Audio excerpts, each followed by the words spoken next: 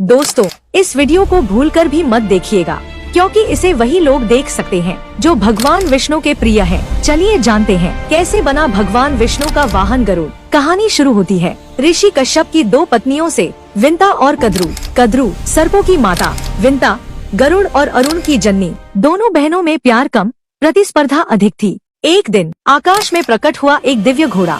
उसकी पूंछ का रंग देखकर दोनों बहनों के बीच लगी एक ऐसी शर्त जिसने भविष्य बदल दिया। विंता, पूंछ सफेद है। कद्रू, नहीं, काली है। और शर्त थी जो हारेगी वो दूसरी की दासी बनेगी। लेकिन कद्रू ने धोखे का सहारा लिया। अपने नाग पुत्रों को आदेश दिया, घोड़े की पूंछ से लिपट जाओ और उसे काला दिखा दो। धोखे की जीत हुई और विंता हार गई। वो अपनी ही बहन की दासी बन गई। जब गरुड़ ने अपनी माँ को इस दास्ता में देखा तो उनका हृदय क्रोध से जल उठा। वे नागों के सामने गरजे, मेरी माँ को मुक्त करो।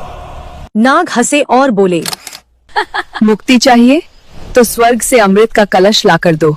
गरुड़ ने चुनौती स्वीकार की और अकेले ही देवताओं से युद्ध कर अमृत कलश छीन लाए। लेकिन जैसे ही वे लौट रहे थे, स्वयं भगवान विष्णु प्रकट हुए। गरुड़, क्या तुम अमृत पीकर देवताओं को चुनौती देना चाहते हो? प्रभु, यह मेरे लिए नहीं, यह मेरी माँ की मुक्ति की कीमत है। गरुड़ के त्याग और साहस से प्रसन्न होकर विष्णु बोले, तुम अमर रहोगे और आज से मेरे वाहन बनोगे।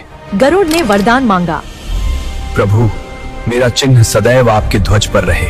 तभी से विष्णु का ध्वज कहलाया गरुड़ ध्वज। और विंता सदैव के लिए मुक्त हो गई। लेकिन नागों के साथ एक रहस्य और जुड़ा। वे अमृत पीने से पहले स्नान करने गए और तभी इंद्र आ पहुँचे। कलश उठा लिया और स्वर्ग ले गए। नाग लौटे और वहाँ पाया सिर्फ घास। उन्हें लगा कि यहाँ अमृत की कुछ बूंदें गिरी होंगी, इसलिए वो उस जगह को चाटने लगे। इसी से उनका मुंह फट गया और तभी से कहा जाता है, नागों की जवा फटी होती है।